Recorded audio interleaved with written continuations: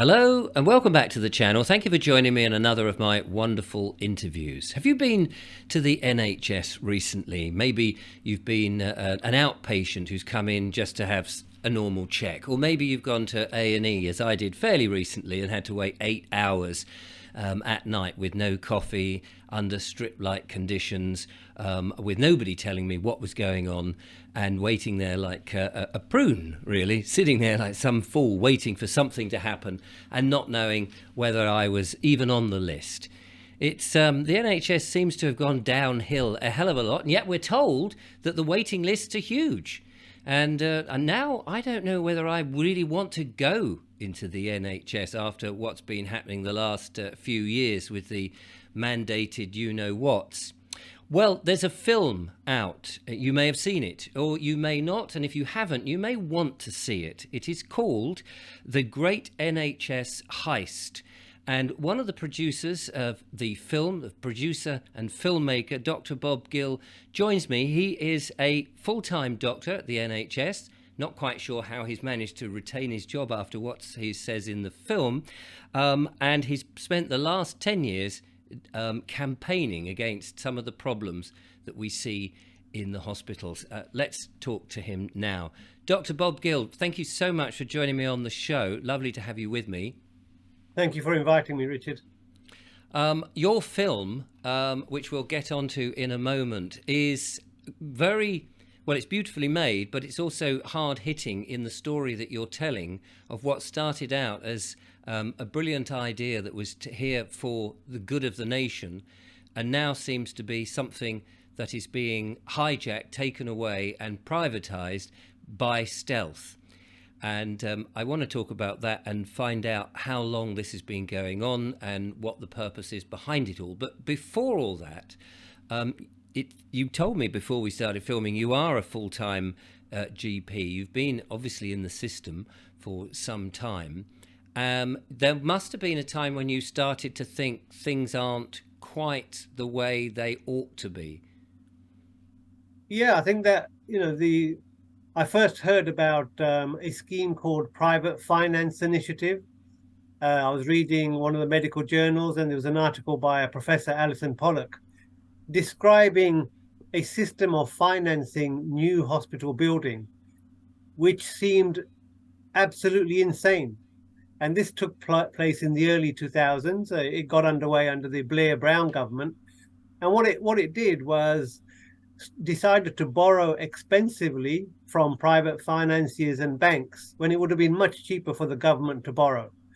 But what the government was trying to do was to have this borrowing off the balance sheet, make them look fiscally competent. But in reality, what it did was saddled the NHS with a toxic burden of debt, and that debt was subsequently used to shut down NHS capacity and create a financial pressure within the NHS to say, well, we need to save money. Why don't we flog off the land and the buildings? So I became aware of the financial scam 20 plus years ago, but I was busy. I was a young doctor, I had mortgage to pay, family to raise. So you say, well, I can't do anything about it. I'll crack on and just keep my head down. But the real transition happened in 2012 when we had another big legal change to the NHS, the Health and Social Care Act, which in effect, in law, abolished the NHS. It removed the duty of the Secretary of State to provide healthcare. Now, that's a fundamental building block in law for us to have healthcare. And the Act also did other things. It replicated structures within the NHS which resemble insurance groups. It also, on paper, the narrative was putting GPs in charge of reform. The reality was you put self-interested entrepreneurial GPs as window dressing for cuts to hospital services. And it was then, the local hospital that most of my patients went to lost its A&E department, lost its maternity unit, shut down all the acute beds. And funnily enough, that was all done on the back of toxic PFI debt of neighboring hospitals. Because it works like this. If for example, you have paid off your mortgage, you live next door to somebody who can't pay his mortgage, you're forced to sell your freehold property to pay off the debt for your neighbor. That's what PFI achieved. The PFI burdened hospitals were saved perversely because they had a debt on them, and the publicly owned debt-free land and hospitals were sold off to the private sector.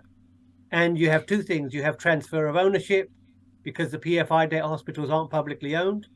In fact, they never come to public ownership after even paying off the loan. Yeah. Right. So, So I mean, in your film, you demonstrate that by showing, hospitals are razed to the ground, and then suddenly there's apartments on there, and people are having to travel far, far further now to the nearest hospital because the one they had has gone. exactly, yeah, that example was my local hospital. The buildings you see are luxury retirement flats, and what used to stand on that ground was a maternity unit that delivered 3,000 babies a year. So each time you have one of these asset stripping operations, the NHS capacity is reduced. And for every hospital they open, a PFI hospital, it tends to have a third of the beds of the hospital it replaced. So there are multiple ways that the NHS is shrinking and shrinking and shrinking. And guess what? Years down the line, you have a waiting list that's going through the roof. Mm. Yes, absolutely. So you noticed something was going wrong, and you decided you had to do something about it. But before the film that's in the link in the description, the great NHS heist, you were campaigning. So you were just getting out and trying to tell as many people on a sort of one-to-one level, presumably. Yeah, it was a mixture of what do I do? My patients can't get access to a hospital nearby anymore. They're waiting longer for treatment. Some of them aren't getting adequate care. Some are being discharged prematurely to make room for somebody even sicker. So I was pulling my hair out, and I heard about a campaign 5 miles down the road in Lewisham, which is also facing the threat of A&E closure and maternity closure. I thought this is insane because my patients now were displaced to Lewisham and to Woolwich in southeast London. So I thought if we lose another A&E department in the area, this is going to be a tragedy. And that started a process of going to meetings, learning about what was going on, listening to other activists, and educating myself in the process, meeting some very very esteemed people who understand health economics, understand public policy. So I learned, and I also met a lot of good people and also some bad actors. When you realize, actually, although you're taking the limelight and pretending to wanting to do a certain course of action, often their steps were self-defeating. And then you learn about how groups can be co-opted, and some of them are fake groups or controlled opposition. So it's been a very steep learning curve for me since 2012, which was the turning point. I mean, the NHS is one of those things, of course, that everybody thinks is an institution that could not possibly fail, even though we throw more and more money at it, and yet it does seem to be failing, and there never seems to be enough money at it.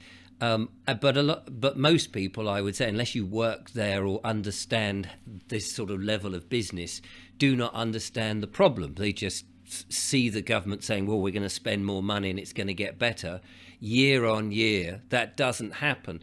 So could you explain why, just for those of us like myself who do not understand PFIs and the insurance businesses, and why all of that is interfering with what started out to be a brilliant idea to give free access to health at the point of entry? Yeah, so the idea remains brilliant. The problem is the body of the NHS has had attached to it multiple financial leaching mechanisms, right?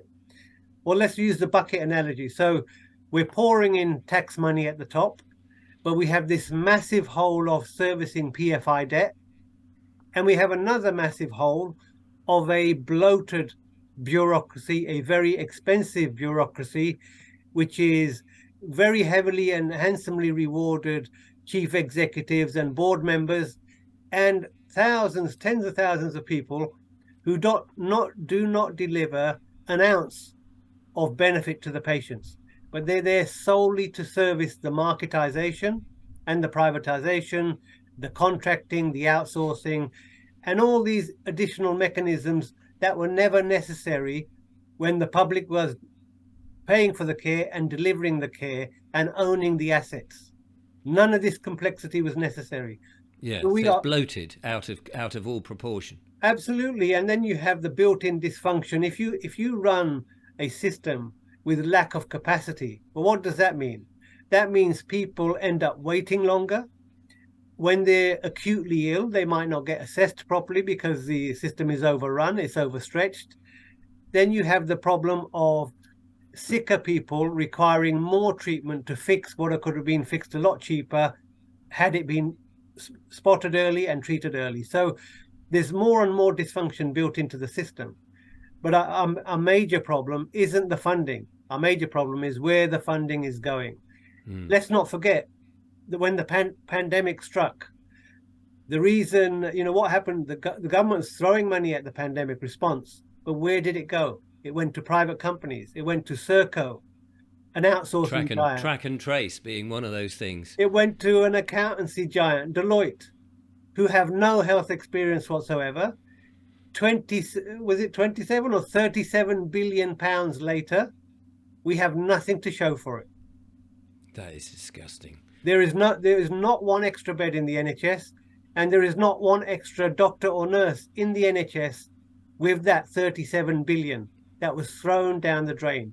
And the government claim they want to pull that extra spending into, oh, look, we're spending more money on the NHS. It's a scam. Yes. Well, if you're spending that sort of money and it's just going out, yes, you're spending the money, but you're not actually doing anything with it. You're just giving it to your friends and colleagues, it sounds like, too. And we've seen that in the WhatsApp messages during the pandemic of all these different contracts which contributed nothing. Yeah, if I have a patient who's bleeding out, the solution isn't just to give him more blood transfusion. I need to stop the hemorrhage, right? Yes. Yes, and that's what we should be doing with the NHS. But this is, from your film, this is not just by accident. This is all by design. Absolutely. So, the documents go back. We start the film with a document from 1977, the Economic Restructuring Group report for the Tory party 2 years before Thatcher came into government, which outlined how they need to totally reverse the post-war settlement, get rid of the welfare state, privatize all the natural monopolies, all the utilities, but they had to proceed with the NHS by stealth, by breaking it up into separate, what they call profit centers, do it with sequential legislation, and avoid a front-on assault. And this is all in their documentation. And we also, I think, we highlight the Oliver Letwin, John Redwood report from 1988 for a right-wing think tank called Britain's Biggest Enterprise, where they spell out how you had to make the NHS an arm's length body, increase public-private partnerships as a way of introducing what the lie they use is market efficiency. But what they actually mean is ways to extract profit out of the tax base. And that's what they've achieved. Is this why they're all called trusts? Yeah, so these are no longer democratically accountable structures. These are based on private corporate entities. So you had trusts, then you had foundation trusts, and in July of last year we had the final bit of legislation required to kill off the NHS, other than in its logo. The Health and Social Care Act 2022 has now created 42 new legal entities across England. They're called integrated care systems, and these are modeled on the American managed care system. And what does that mean? That means public funding goes in, but all the control, all the provision is by private companies. And whatever the private companies do not spend on healthcare delivery, they can keep as profit. Right. And we should just remind the audience that once a corporation is a for-profit business. Its purpose is to make money. And so if you've got 42 corporations, they are there to make money. So as you've just said, if you've got money coming in from the taxpayer and you can save money, that's where your profit is. And your inclination then, as a profit-making business, is to save as much as you can, but not at the welfare of the patient. Well, that's what you would hope. The best way of making money is to deny patients care. Right. That is the model we've chosen. I've read a whole book about fraud in the American system. There are two ways in a privatized system you can introduce the money exchange. One is by doing something called a fee for service arrangement, whereby you bill whoever's going to pay for it, and you claim the money back. The problem with that sort of system is you can claim for stuff you haven't done. So Right. the scope for fraud is there. But if you're making bogus claims off government or off an insurance company, at least nobody comes to harm. Yes, It's that's true. But if it's of people, yeah, it's a relatively clean form of fraud. In fact, right. It was so lucrative in Florida, the mafia moved in to healthcare, Oh gosh. right? Yeah. So that's one mechanism, a fee for service arrangement. The arrangement that we've chosen to copy, which is the managed care arrangement, is very perverse because the profit is to be made by not spending it on care. And what does that mean? People die as a result. Yes. Well, we've imposed a fraudulent system which does have tragic consequences, dead people. Whereas the other system, we lost money, but nobody died. So if you reduce the number of hospitals, and you know that you've got, as we do, a lot of people going in for all sorts of procedures, and they're coming in, and I know for a fact from where I am, because I'm not that far from the hospital, that there's been an increase in ambulances going past, and we keep hearing about how people are on trolleys. Basically, if those people die before they get to the operating theatre or are seen by a doctor, it's a great saving. Absolutely, yeah. So if you close an A&E department and you're seriously ill, you have to travel further in the ambulance. You've got a higher chance of dying before you get there. If you have people languishing in corridors, we know from academic studies that for every person waiting over 12 hours who has already been decided needs a bed, for every 80 patients in that situation, there will be one preventable death. Now, at the latter part of last year, I don't know the most recent figures, but in a month we had about 50,000 people waiting more than 12 hours for a bed. So you can work out that has led to a lot of preventable death. So, these headlines help the government to soften up the public, to lose faith in a system that is effectively being abolished. So what they're saying is the NHS is failing. We need another way. Privatization. As much as we've said we'd never privatize it, we've tried and tried to do it, but it hasn't worked. So we're going to have to privatize it. Yeah, it's a bit like a poisoner slowly poisoning the patient. Yes. And saying, well, I'm the only one with the solution. Well, why don't you stop poisoning them in the first place? That would be the first thing. Yes, absolutely. So this had been going on, and you decided to make a film about it, which is about an hour and a half long. It's a very compelling film, and you've got a number of guests in there. How long, just as a matter of, how long did it take to produce? Too long. It could have been a lot quicker, but in the end, it was about 3 years. Really? Yeah. Because there's a lot of interviews and a lot of on location, getting all of the other bits and pieces, but finding the right people to talk. And in this process, were people willing to talk about what had happened? Absolutely. So the people we spoke to, I had done a lot of reading around, and I knew who we needed to get. We weren't really necessarily interested in speaking to the people who are doing this to us, and in fact, they wouldn't be interviewed. No. We did approach Simon Stevens, who was the chief executive of the NHS for 7 years. No response. So, and they have the media to propagandize us against the NHS and in favor, nudging us towards where we are now. So yeah, there was no problem getting through to the guests. The difficulties we had were raising the funds, finding the time, and also, getting managing various demands and personal demands, because as I was a full-time GP throughout all of this. Yeah. Yes, yes, and you're travelling around trying to fit it all in. And when did the video go live, as it were? So we put it out on YouTube in 2019, just before the election, actually. Right. But, Corbyn was saying some good stuff on the NHS, but the Labour Party had decided to commit political suicide with the second referendum, and the whole anti-Semitism smear campaign that was launched. So there was no political opposition. As we point out in the film, this has been a 40-year cross-party mission to deprive us of our healthcare. Let's not forget, in the early 2010s, we had a coalition. We had the Liberal Democrats, who actually helped the 2012 Act get through the House of Lords. Without Shirley Williams, there might have been a problem. So all three parties are totally complicit.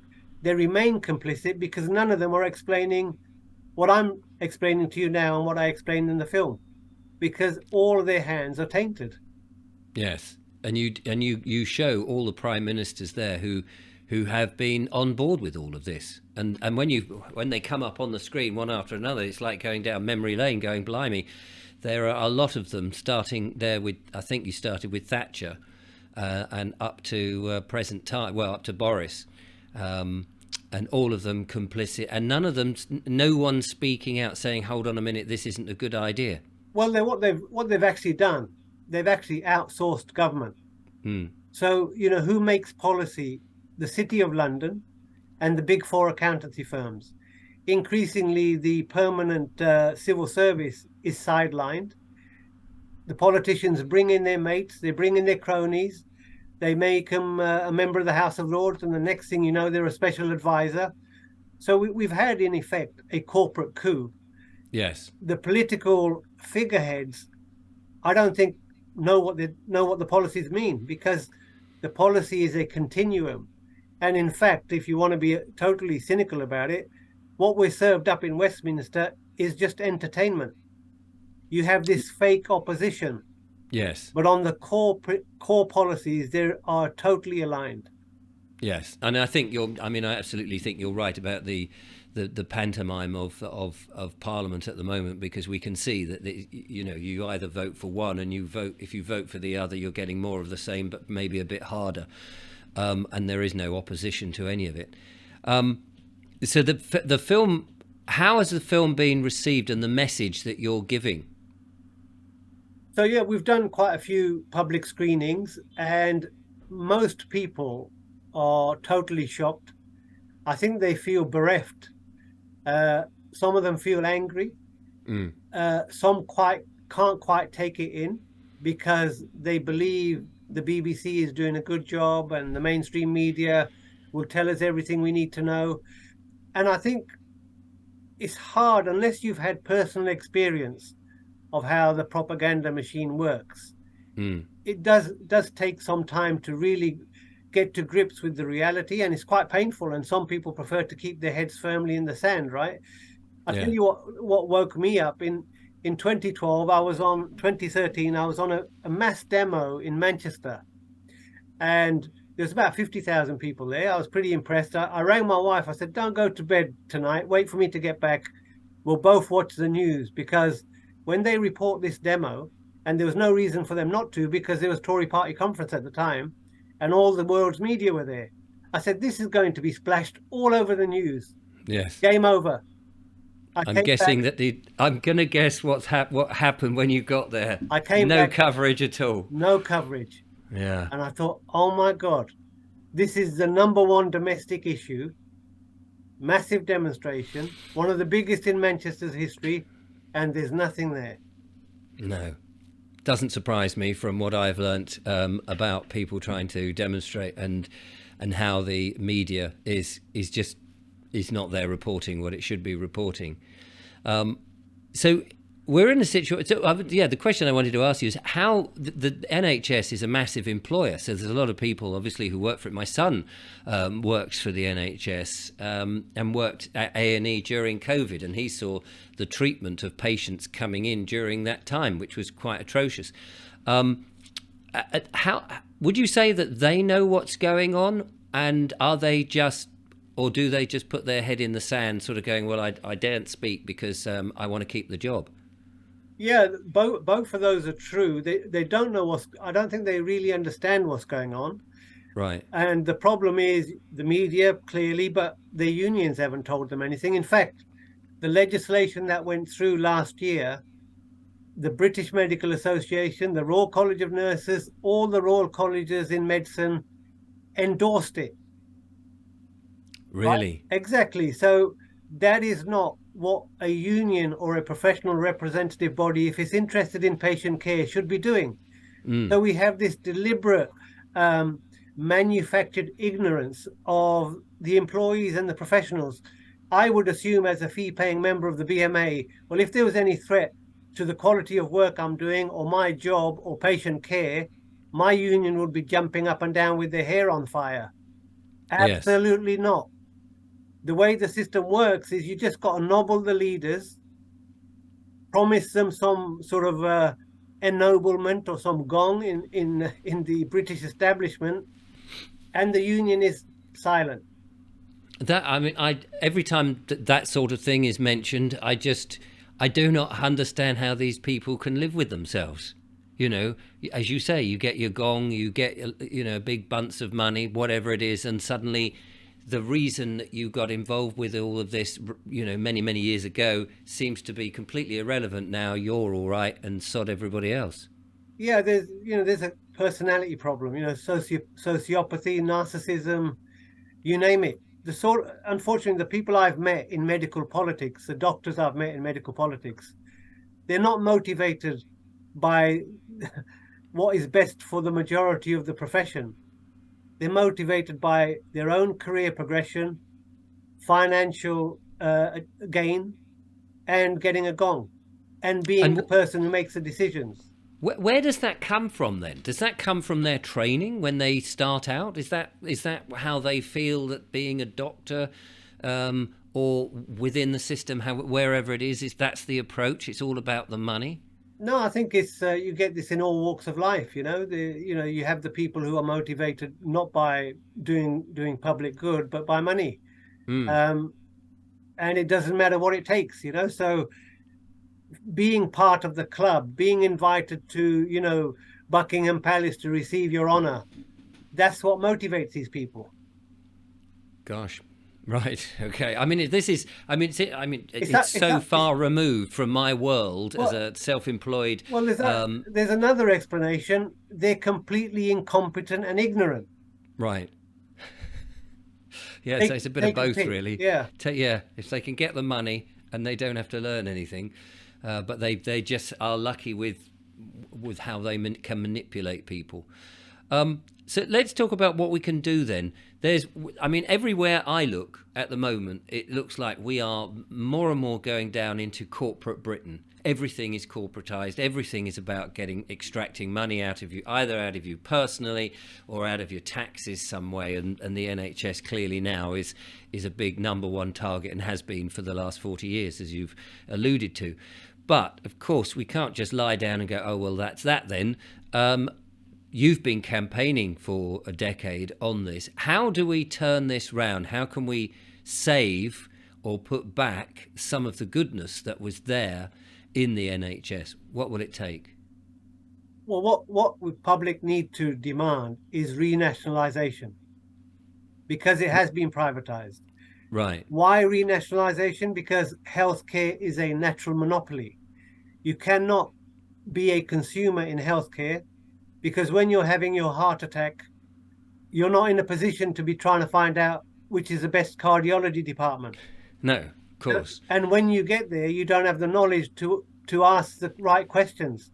So you have No. information asymmetry, and you have the affordability problem. It is a natural monopoly. And how do you want to run a natural monopoly? In the simplest, most cost-effective way, So you use a tax-based system and you cover everybody. So you don't have an inclusion and exclusion criteria. You don't have billing. You don't have these contractual arrangements. Very simple. Used to be about a 4% overhead. Now it's around 20% in Wow. administration. In a minute, yes. And I the mean, American everybody says there's too many managers. exactly. So we need to return to a rational system, which isn't extracting profit and wasting a lot of money. We need to call for renationalization. The problem people don't know we need to call for it is based on the mainstream media imposed ignorance and complicit unions and representative bodies. Yes. Our biggest tool is information and raising awareness, and that's why I made the film. Yes. So that's what we need to do, and with the pandemic, people have suddenly woken up to the scandals around how that was managed. So we have a population, a much bigger population, percentage of the population, who are now questioning what is going on.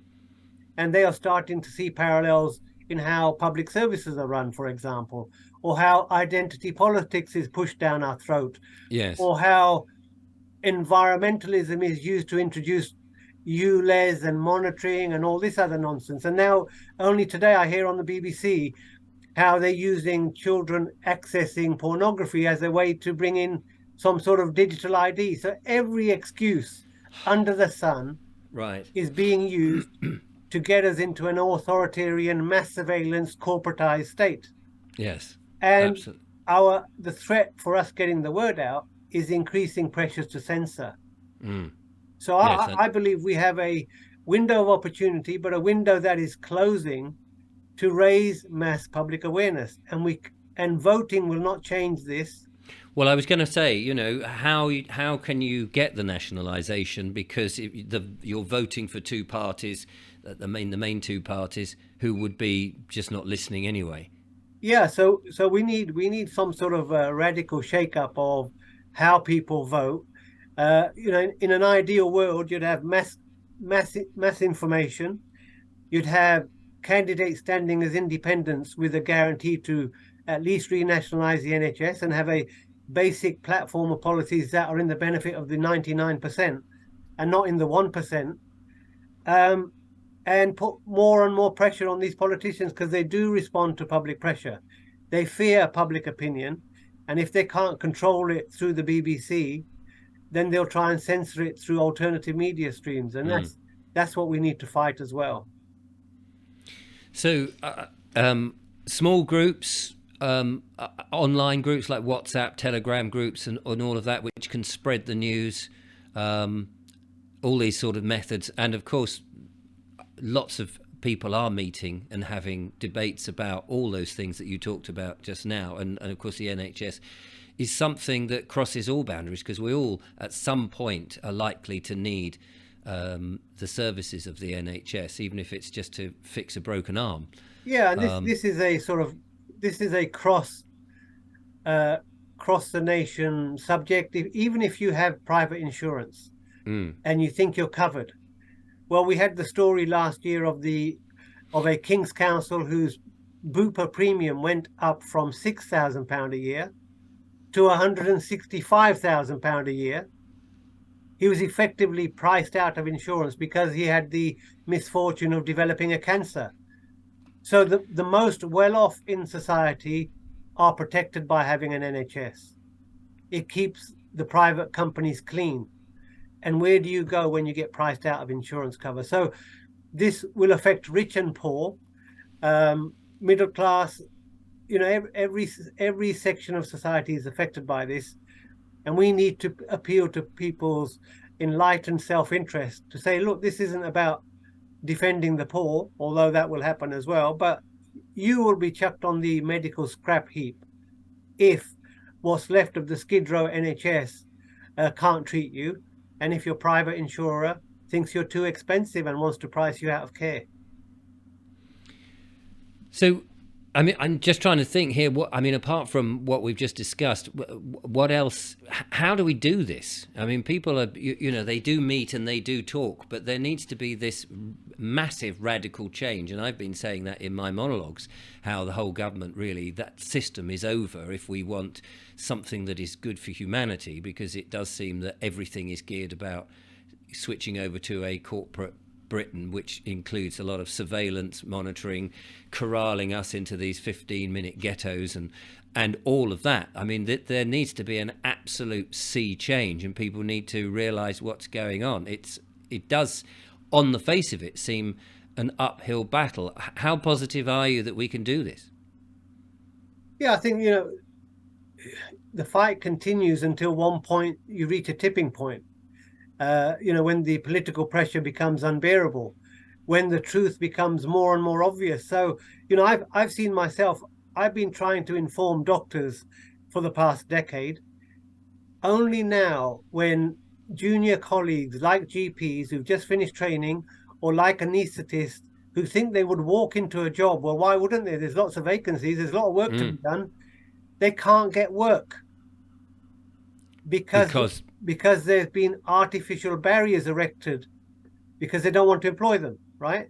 Right. They want to employ non-doctors. This is the downskilling agenda, by employing cheaper staff, more profit down the line, right? Yes. And now all of a sudden they're receptive to understanding what's happened to the NHS.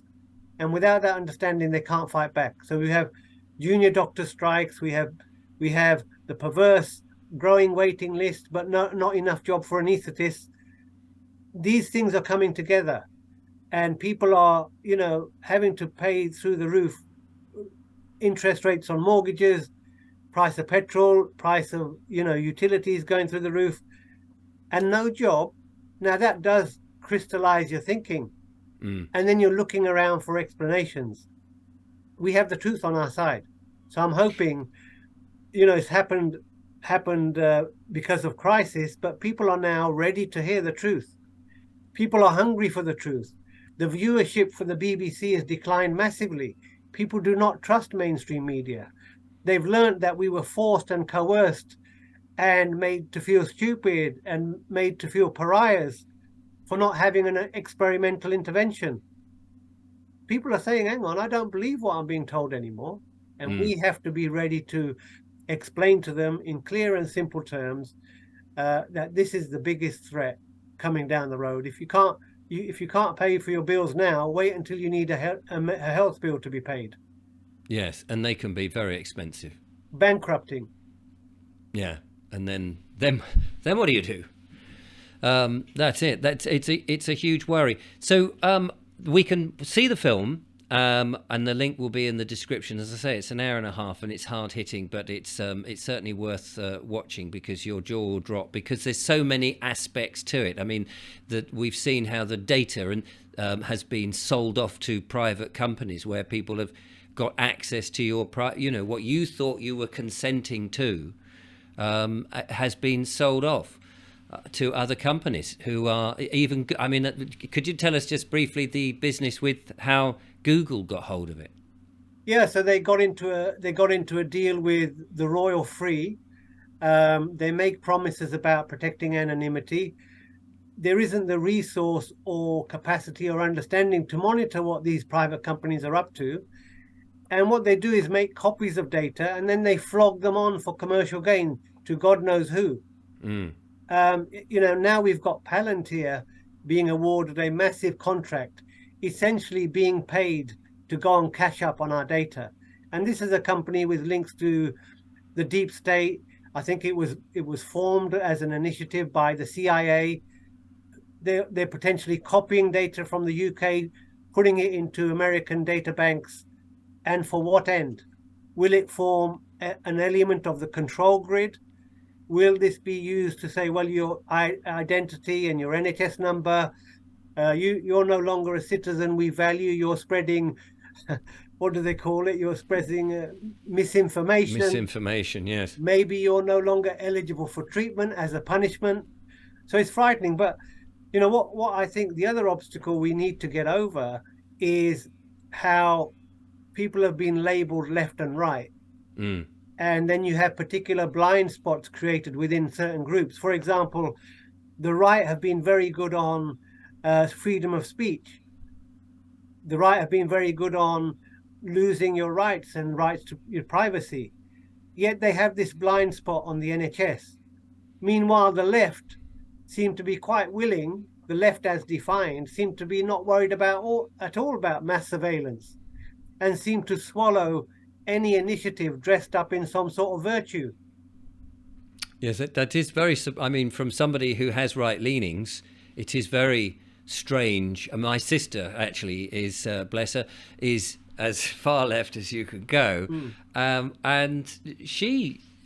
I mean, if I have a conversation with her, and I'll think to I'm sure she thinks the same about me. You know, we agree on certain things, but then on certain areas, the gulf is so far that it does seem like we're both on different planets, which is very strange. And there's a lot of course, there's a lot of brainwashing going on to people, especially, I imagine, those being trained. And and I think the big part of the brainwashing is to say, stick to your own club. Right. Do not look for commonality. Do not look for shared interests. So when I say, for example, I've had interviews on GB News, some very good friends have said, why are you going on their platform? It's right wing, it's this, it's that. I said, well, how else do I speak to their viewers? Yes.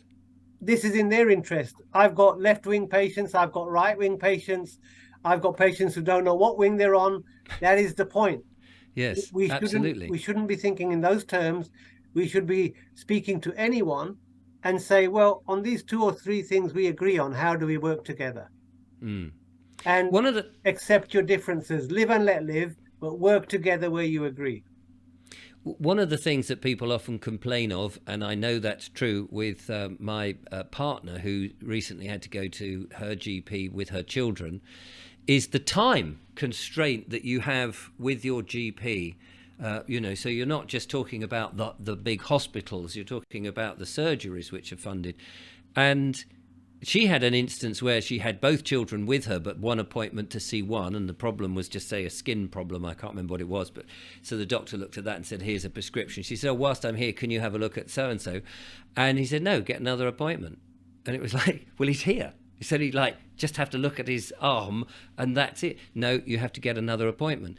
And the whole... You can't see your GP for 3 weeks. If you want an appointment, you've got to ring up at 8:30. All of this, these constraints which we've seen, and I compare that back to when I had when I still got children, but they're all grown up now, of course. When they were young, which is 30 years ago, we had a family doctor who knew us all, and you'd go in and he'd see the whole family in one go. It wasn't there was none of this. So we've seen these sort of services, which again are they privatized now, doctors' surgeries? They have been significantly affected by legislation. For example, in 2004, under Blair and Brown, they made a massive contract change, which allowed GPs to opt out of hours care, and for the first time allowed private providers to come in and provide GP services. And also, I think what was more important, they created a 2-tier GP system. So you had partner GPs and you had salaried GPs. Then you've breached the principle that only a practice can be run by doctors, because private providers came in, and then you created an opportunity for the entrepreneurial greedy GP to take advantage of the salaried doctors.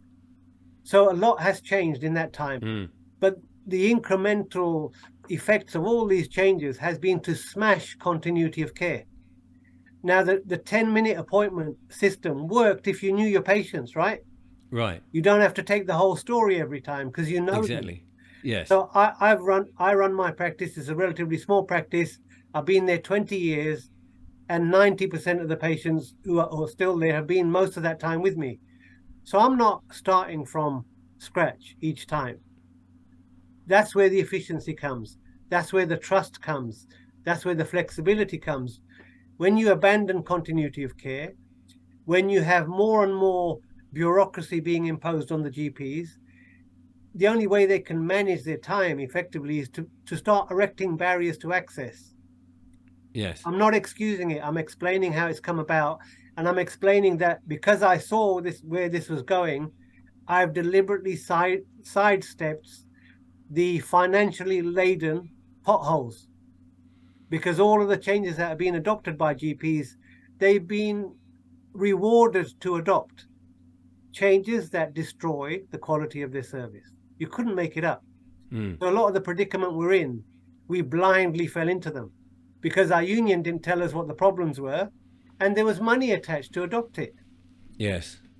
And trust, I mean, you mentioned trust just now, and I'm not talking about the corporate trust. I'm talking about trust in your doctor, the person who's looking after your health. That's such a big thing, and we've seen with the recent pandemic that trust has disappeared in GPs. Have you found that people are very nervous now about going to see their GPs? Well, I can only speak on. Well, I suppose that they love you because you're because you're a good one. Well, because I was very suspicious of government, given what I knew what they were up to. Yes. Their policies didn't make any sense. So you have a pandemic. Let's accept there was a pandemic. Mm. It's a health emergency. What did they instruct GPs to do? Shut their doors and not see patients. Yes. Which On would what never had happened before. on what planet does that make sense? So I didn't do that. Oh, I good for kept you. open throughout. Then we were told, you need to have this vaccination. This is the only way forward. So you trust that there's these bodies in government, public health. These are highly paid, bright people. I haven't got the time to look at the basic research, and we've got these big drug companies, and you have a worldwide consensus. Right, you do the vaccine. So I took the vaccine myself. Although I'd recovered from COVID, I thought, well, I feel guilty not taking it. If I'm giving it to other people, it's a bit hypocritical. So I Right. took it. And when it came round to the second jab, I started to hear about the concerns with myocarditis. I was already concerned. Why are we treating low risk groups? First, it was the over 75s, then it started dropping to 50. Then they were talking about children. I thought, none of this makes sense. Mm. And then insisting people who had recovered from COVID have the vaccine. Yeah. Or you're not allowed to travel, or you can't go out, or whatever, right? So they were erecting administrative hurdles for a health intervention. None of this is ethical. None of this makes sense.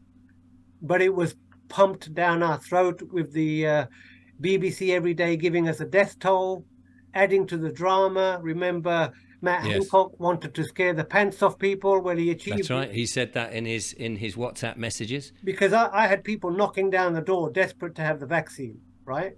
So my surgery participated. We gave the first, we gave the second. But by the time the second, I had read up a lot more, and I'd started seeing my patients coming back with side effects, neurological side effects, menstrual irregularity. We had a couple of miscarriages after the vaccine. I thought, hang on, I need to look into this further. So I read up. I read Asim Malhotra's paper about looking at the Pfizer's original research, the incidence of significant adverse events of 1 in 800. I thought, oh my God, what am I part of here? Mm. So I withdrew my surgery. We didn't give any more. And at that point, nobody could get an mRNA shot from us. I couldn't stop them going elsewhere, but they weren't going to get it from us. Yes. Um, but we have all been manipulated, and we've all been coerced, and being part of that system has been damaging. But I think what is more damaging is remaining willfully blind and not accepting there's still a problem of excess death, which is not getting reported in the mainstream news. No, and not even in Parliament are they discussing it or even dismissing it. I mean, Yeah. in a proper way. The Going back to the business with the NHS heist, your film. Since you've started to speak out, how have you been treated by the authorities? Yeah, so there were a couple of scary moments. Quite early on, I put a post on Facebook during the junior doctors dispute. This happened in 2016. Mm. I put a post on, and I was trying to get them to consider their plight in the context of privatization, which the unions refused to do. Right. To me, it's a no-brainer, but they refuse to do Right. it. Anyway, I put on a Facebook group about how interesting it was that the director of strategy for the BMA was married to somebody high up in NHS England. And I made no comment. Mm. The following Monday, I get a phone call from the GMC checking my details. Now, I don't think these two things were coincidental. No, It, absolutely not. it felt like I'd been punched in the stomach. Yes. And I said to my wife, look, this has happened. I might be risking everything, but I can't keep quiet anymore about the privatization. Mm. She said, you've got to do what you've got to do. So I had her support. In another meeting, when I was trying to get involved in the doctors group, clinical commissioning group, I was threatened by one of the managers in a corridor. He said, if you rock the boat as part of the group looking into how to reform GP services, you better watch your back. So I've had two quite Threats. overt threats made to me. Well, I've interpreted them as threats. Yes. And I've also witnessed the corruption up hand. So the more I learnt about the NHS, the more I wanted to know how deep the rot went, and I put myself forward to be chairman of the clinical commissioning group. Now, on a good day, I might have got one vote, and that was my own, because the rest of the GPs in my area they're afraid of their own shadow, right? Mm. But I wanted to use the election process hustings to educate these people. That was my only intention. But in order to get on the ballot, you have to have a suitability interview, Oh, right? do you? Right. Okay. So, Suitability interview. right. So I go to the interview. There's three people on the panel. And one of the questions from the panel, brace yourself, are you prepared to do things that are morally repugnant if asked to do so by the board? Wow. Are you prepared to do things that are morally repugnant? Bloody hell. Yeah. Now, my only regret is I didn't have a voice recorder with me. Yes. Yeah. Gosh, yes, Now, absolutely. in very rapidly after that question slipped out of the interviewer's mouth, one of his colleagues put a more diluted version of that question to me. Surprise, surprise, I wasn't selected to be on the ballot paper. No. There was a one candidate election. Guess who won? Right? It's like Yeah. North Korea. And then I had a phone call because I was saying this is a corrupt process. They said, look, we know you're disappointed. You're so great. You've got so many skills. You can contribute. You'd be a great member of the team. What if we give you a £10,000 a job, £10,000 a year job for one meeting a month, and you won't have to do anything? Wow. So they were in effect offering me a bribe to go away Yes, quietly. absolutely. And all that did was fueled my anger and my determination to Even more, get the yeah. bloody word out. Yeah. Gosh. The That is. NHS, there's an assumption that the people leading the NHS give a toss about patient care. It is dominated by people who are very happy for this to end up like America. They will be paid handsomely. They probably think they're protected by private cover. They do not give a damn about the impact on patients. And in fact, we know this because if somebody dares flag up a clinical problem, a whistleblower, they are crushed by the NHS corporate body. Yeah. We've seen that in any. I mean, I've had whistleblowers on the show talking about what it was like in the hospital during the COVID, and they've lost their jobs for speaking out or questioning, and it's a horrible thing, particularly as it employs so many people, and people have gone in there with such good intentions. You know, the people who want to be nurses and the people who want to be doctors and help people, only to realise that it is such a corrupt institution. Yeah, and it would still be possible to fight if you had clean unions. But if the unions Right. are in bed with the employer, the whistleblower, You've got no hope. The whistleblower is thrown under the bus. Yes. The film is called The Great NHS Heist. The link is in the description. I would urge people to go and look at it and share it and let people know. As Dr. Bob Gill says, it would be great to get this out to as many people so they know. And the way forward is to renationalise it, to get rid of the corporation. That's the answer for a lot of things, by the way. Now, I have, in the past, I've always voted Tory, mainly because my parents did, but I used to think that the Conservatives stood for the old traditional ways, conserving things. I have, over the years, learnt my lesson. And so nationalisation was always a sort of thing from a Tory point of view. Oh, my goodness, you wouldn't want to do that. But I absolutely see where you're going, Bob, with this, because the overreach of corporatisation is so insidious now, and it's killing the heart of the country. Absolutely. It's unaccountable power, and if when things go wrong, you will not get accountability out of a corporation. They have very well paid lawyers, and the member of the public will be totally dismissed or get burnt out fighting them. Yeah, we've got to stand up and do something. Dr. Gill, thank you so much for coming on the show and sharing your story. And for producing that wonderful film. I'm hoping that you get a lot more hits now as a result of it.